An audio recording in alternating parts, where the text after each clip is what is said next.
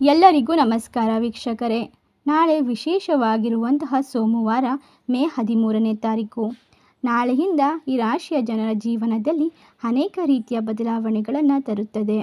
ಮಂಜುನಾಥ ಸ್ವಾಮಿಯ ಕೃಪಾ ಕಟಾಕ್ಷದಿಂದ ಈ ರಾಶಿಯವರು ಬಹಳಷ್ಟು ಯೋಗಗಳನ್ನು ತಮ್ಮ ಜೀವನದಲ್ಲಿ ಬರಮಾಡಿಕೊಳ್ಳುತ್ತಿದ್ದಾರೆ. ಹಾಗಾದರೆ ಯಾವೆಲ್ಲ ರಾಶಿಯವರಿಗೆ ಯಾವೆಲ್ಲ ರೀತಿಯ ಲಾಭ ಹಾಗೂ ಅದೃಷ್ಟಗಳು ನಾಳೆಯಿಂದ ದೊರೆಯುತ್ತದೆ ಎಂದು ತಿಳಿದುಕೊಳ್ಳೋಣ. ಅದಕ್ಕೂ ಮುನ್ನ ನೀವು ಕೂಡ ಮಂಜುನಾಥ ಸ್ವಾಮಿಯ ಭಕ್ತರಾಗಿದ್ದಲ್ಲಿ ಈ ವಿಡಿಯೋಗೆ ಒಂದು ಲೈಕ್ ಕೊಟ್ಟು ತಪ್ಪದೆ ನಮ್ಮ ಚಾನಲ್ನ ಸಬ್ಸ್ಕ್ರೈಬ್ ಮಾಡಿ.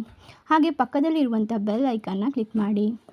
ನಿಮ್ಮ ಜೀವನದಲ್ಲಿ ಇರುವಂತಹ ಎಲ್ಲ ರೀತಿಯ ಕಠಿಣ ಗುಪ್ತ ಘೋರ ಸಮಸ್ಯೆಗಳಿಗೂ ಕೂಡ ಸ್ಕ್ರೀನ್ ಮೇಲೆ ಕಾಣುತ್ತಿರುವಂತಹ ಗುರೂಜಿ ನಂಬರ್ಗೆ ಕರೆ ಮಾಡಿರಿ. ನಾಳೆಯಿಂದ ನೀವು ಹಣವನ್ನು ಬುದ್ಧಿವಂತಿಕೆಯಿಂದ ಬಳಸಿಕೊಳ್ಳಬೇಕು. ಆರ್ಥಿಕ ನಷ್ಟ ಉಂಟಾಗುವ ಸಾಧ್ಯತೆ ಇದೆ. ವೃತ್ತಿಪರ ಜೀವನದಲ್ಲೂ ನಿಮಗೆ ಹಲವಾರು ರೀತಿಯ ಅಡೆತಡೆಗಳನ್ನು ಎದುರಿಸಬೇಕಾಗುತ್ತದೆ.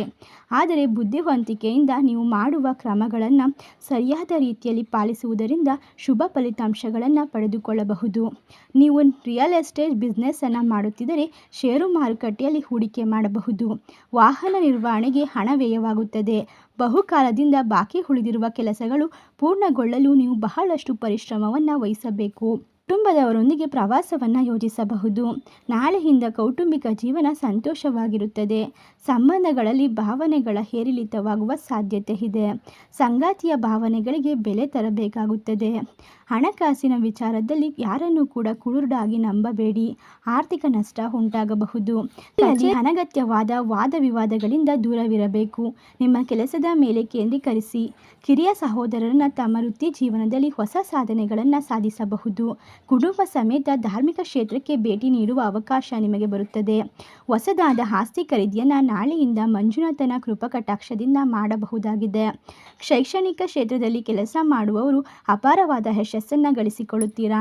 ಇಷ್ಟೆಲ್ಲ ಲಾಭ ಹಾಗೂ ಅದೃಷ್ಟವನ್ನು ಬರಮಾಡಿಕೊಳ್ಳುತ್ತಿರುವ ಅದೃಷ್ಟವಂತ ರಾಶಿಗಳು ಯಾವುವು ಎಂದರೆ ಸಿಂಹ ರಾಶಿ, ಕುಂಭ ರಾಶಿ, ಮೀನ ರಾಶಿ, ಮಿಥುನ ರಾಶಿ, ತುಲಾ ರಾಶಿ, ಧನಸ್ಸು ರಾಶಿ, ಕರ್ಕಾಟಕ ರಾಶಿ.